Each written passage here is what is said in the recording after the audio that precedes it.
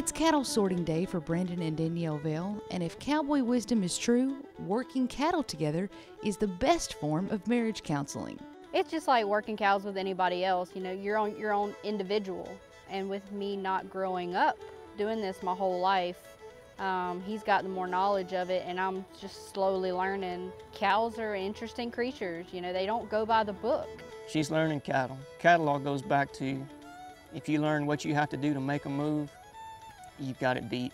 So she's getting really good with that. Side by side, the Vails navigate the joys and the challenges of managing this 2,000-acre rice and cattle farm in Calcasieu Parish. If I need to run a tractor, I'm there to run a tractor. I can run a bush hog, clip a pasture, working cattle. I'm there. I may not be the best at any of it, but I'm at least another warm body there to help.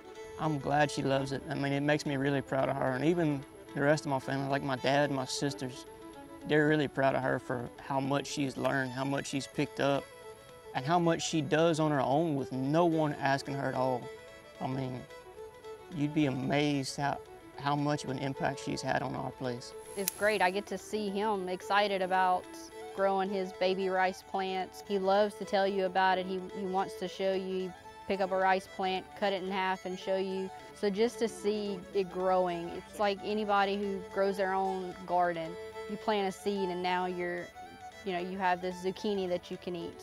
It's the same thing with rice. This farm lies 20 miles north of the Gulf of Mexico, where heavy soil and a coastal climate create a host of challenges for growing a variety of crops. My dad had told me whenever I started planting rice, he said, look, two things work, rice and cattle. When I was in college, that's one thing they preached to us, diversification. That's the key to farming success. Well, so I tried, like I said, everything I could think of that I thought would grow down here. I'd research it. If it looked like it might work, I would try it. But I'm back to rice and cattle. Diversification works a lot of other places. In my little corner of the state, rice and cattle work. I mean, rice can take a lot of water. Cattle can get up and move if there's a storm surge or you get a 10-inch rain and everything you have is under 3 foot of water. And it's a challenge every day out here. I mean, whether you're sticking with stuff you know like rice and cattle, it's still a challenge. I mean, take this farm right here, for instance. It hadn't been planted in 7 years before I got here. It needed a whole lot of work. I spent a lot of time and money leisure leveling, building roads, clearing out old fence lines. It's a challenge, but I mean, at the end of the day, you can look and say, I did this. I took this is what I started from, and this is what I brought it to. Whether it's a crop you're putting in the ground or just fixing up a piece of ground. And I really, really enjoy that.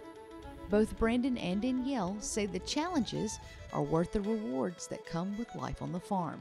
You have to love it. You have to. I'll tell you, one of the oddest things, I love the smells. Whether it's fresh dirt or the way rice smells or cutting rice or fresh cut hay, cows, it kind of charges you. Being that I've done it for so long, my family's done it for so long, I guess it's in my blood too, but I love it.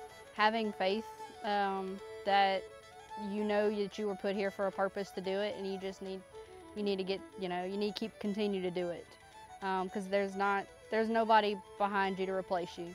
It's hard to get young farmers and ranchers to enter in the program as it is, so we know the struggle that there's not a whole lot there. So knowing that somebody needs to feed the world.